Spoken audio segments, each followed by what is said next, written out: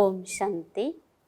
आज 19/5/24 अव्यक्त मुरली अव्यक्त बापदादा पुनरावृत्ति 15/12/19।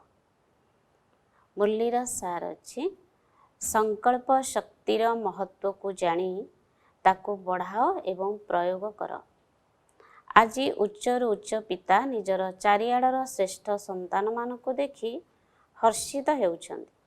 काहेकि ना सारा विश्वर आत्मा मानक भितरे तुमे पिला माने ही श्रेष्ठ एवं सर्वोच्च अट। दुनिया रे कही थांती हाईएस्ट इन द वर्ल्ड, अर्थात सारा विश्व सर्वोच्च ताहा मध्य गोटिए जन्म पाई। किंतु तुमे पिला माने सारा कल्परे सर्वोच्च एवं सर्वश्रेष्ठ अट। सारा कल्प भितरे तुमे माने ही श्रेष्ठ रही आसीछ। यह तो जानिछ ना। निजर अनादि काल को देख। अनादि काल रे मध्य तुमे आत्मा माने बाबांकर पाखापाखी रहुछ। एबे देखि पारुछ अनादि रूपरे बाबांक साथी रे अति पाखापाखी रहुथिबा श्रेष्ठ आत्मा अट। अच्छा, आजिर वरदान एही अंतिम जन्म रे प्राप्त करुथिबा सर्वशक्ति गुड़ी को व्यवहार करुथिबा विल पावर अर्थात मनोबल संपन्न आत्मा हुआ। यही मीठा ड्रामा बहुत भल अटे, जहाँकि पूर्वर ही प्रस्तुत हो रही। यह को कहीं बदलाई पारिब नाही। किंतु ड्रामा अनुसार यही श्रेष्ठ ब्राह्मण जन्म को बहुत गुड़िए शक्ति प्राप्त होइछि।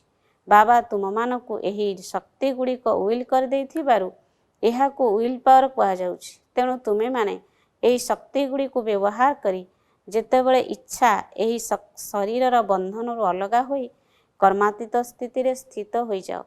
मु यह ठारू भिन्न अटे, मालिक अटे, बाबांक द्वारा निमित्त आत्मा अटे।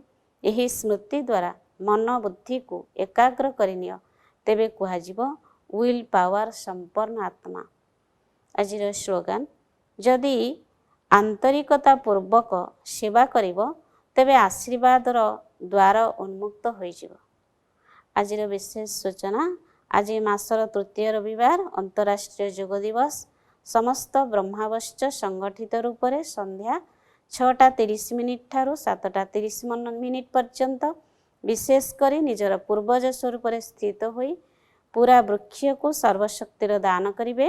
प्रत्येक आत्मा को निज सम्मुखरे प्रकट कराई स्नेहभरा दृष्टि देवे एवं आपणार पणियार अनुभूति कराइबे। ओम शांति।